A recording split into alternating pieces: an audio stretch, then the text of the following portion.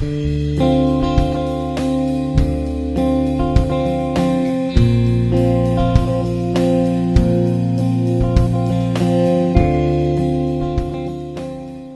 my name's Chris Pollitt. I've been a veterinarian since I graduated 35 years ago, and most of that time I've been specialising in horses. Initially I was an equine practitioner, working mainly with sport horses, some race horses.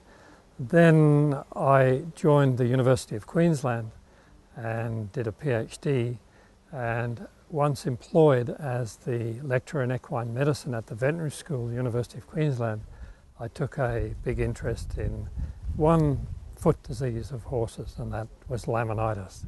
I thought when I started on laminitis that I would solve that and then move on to navicular disease and a few other diseases as time went by, but here I am 35 years later still working on laminitis. So I've done a lot of research on laminitis. Starting with detailed anatomy of the lamellar junction. So laminitis is a problem of the lamellar zone that connects the distal phalanx to the hoof wall. So most of our work is concentrated on that.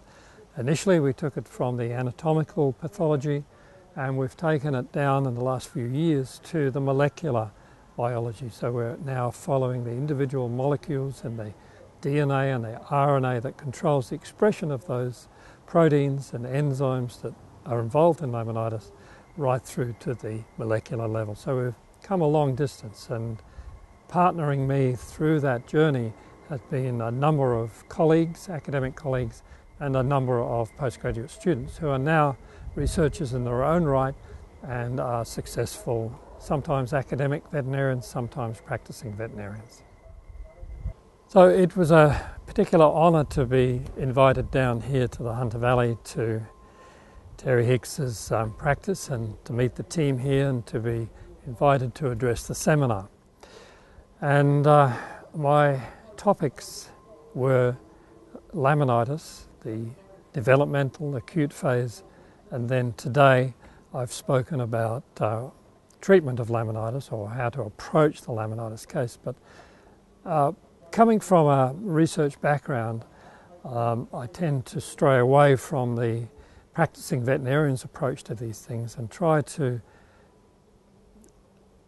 encourage an understanding of the principles of the disease process. So I hope the audience that has listened to my presentations will come away with a better understanding of what's going on inside, and like me then have a better appreciation of how best to treat this condition.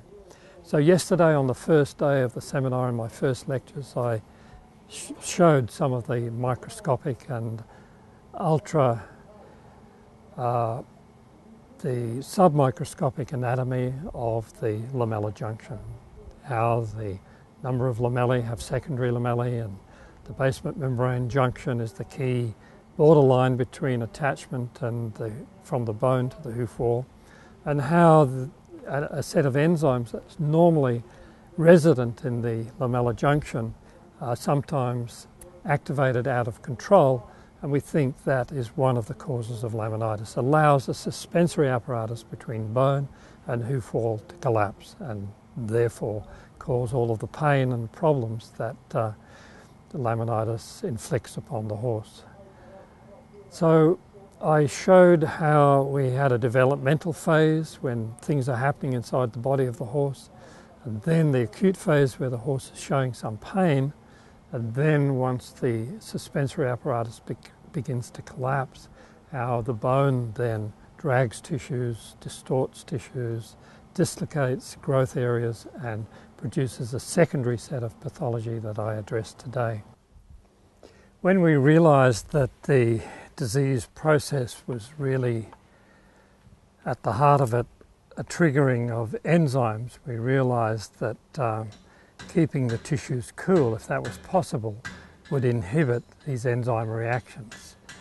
And we took advantage of a unique adaptation that horses have, and that is being extremely resistant to having their digits freezing cold. And we found we could put horses' legs from the carpus or the knee down completely submerged in ice cubes and water, very, very cold, so cold that it would be painful to the human hand. And horses would completely ignore this for 2 to 3 days and never suffered any ill effects from having extremely cold digits. And when we encountered horses with laminitis in its very early stages, we realized and discovered that we could completely inhibit the laminitis reaction by keeping the limbs cool. So we've given the veterinary community all around the world the use of cryotherapy, as it's called, or distal limb cooling. We've offered that to veterinarians as a way of stopping or preventing very, very early laminitis. So now in hospitals around the world, when horses come in that are ill with various diseases that it is known will result in laminitis, the majority get distal limb cryotherapy to prevent the laminitis from developing. So that was really the bulk of the first day's lecture. And the second day's lecture today, I concentrated on the pathology of the chronic phase of laminitis. So they've been through the development, they've shown the pain of acute, and now the distal phalanx, or the coffin bone, is starting to shift or dislocate in its position within the hoof. That can be measured with x-rays. And many a horse will encounter that phase and suffer fairly mild pathology. But what I'm worried about, those horses will recover. What I'm worried about is missing the more serious pathology. So now, after a few weeks of being in the acute or being in the chronic laminitis phase, certain changes start to take place. The heels seem to continue growing, but the hoof at the front of the foot seems to not grow. It seems to, the growth lines seem to meet at the hairline at the coronary band. And sometimes the sole of the horse's foot, instead of being nicely dome or cup-shaped concave, will drop and be convex. And this means two things. The distal phalanx has seriously changed its position inside the hoof capsule. And our studies have shown that the hoof wall is distorted. It continues to grow at the front of the foot, but grows inwards. It's like if you like, an ingrowing toenail. It grows inwards and compresses the tissues and does damage. And the same thing's happening at the bottom of the foot, where the distorted tubules, with the descent of the distal phalanx, the tubules of the white line and the sole in front of the distal phalanx, they get twisted and distorted, and they begin, instead of growing downwards to the ground, they're forced to grow inwards, and they compress tissues against the bone, and this causes pain and lysis of the bone. So we get bone destruction, which has always puzzled veterinarians over the decades. And we think we can now provide an answer for that.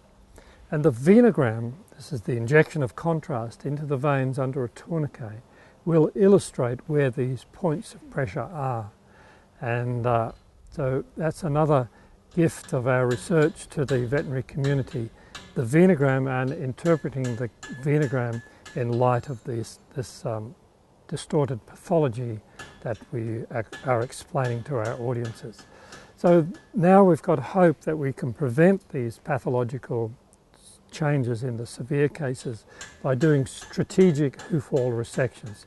Under the coronary band, remove the hoof that's growing inwards, distorted, relieve the pressure. The venogram will return to to a better appearance than it was before, and strategic resections at the toe, and of course all of the support shoeing, which was the subject of the other presenters.